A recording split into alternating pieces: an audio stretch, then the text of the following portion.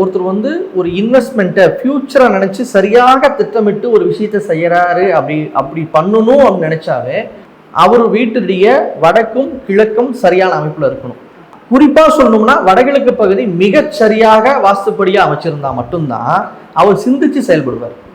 இப்ப அந்த வடகிழக்கு பகுதியில வந்து ஜன்னல்களே இல்லை, ஒரு பொது சுவர் தான் இருக்குன்னா வருமானம் வராதுங்கிறது ஒரு விஷயமாக இருந்தாலுமே கூட ரெண்டாவது சிந்திச்சு செயல்பட மாட்டார்.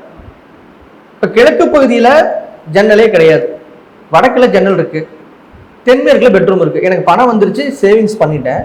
ஆனால் இது சரியாக முதலீடு பண்ணணுமா இல்லையா? இது சரியாக முதலீடு பண்ணணும்னா அங்கே வடகிழக்கும் கிழக்கும் சரியா இருக்கணும். இந்த வடகிழக்கில் ஏதாவது தவறு இருந்துச்சு அப்படின்னா இவர் வந்து சரியான இடத்துல முதலீடு பண்ண மாட்டார்.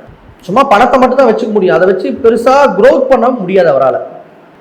அப்போ இந்த வடகிழக்குங்கிறது மிக முக்கியமானது இந்த இடத்துல ரோல் பண்ணுது.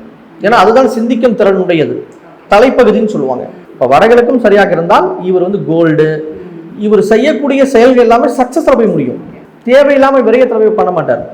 இப்போ வடகிழக்குங்கிறது மிக முக்கியமாக பார்க்கணும்.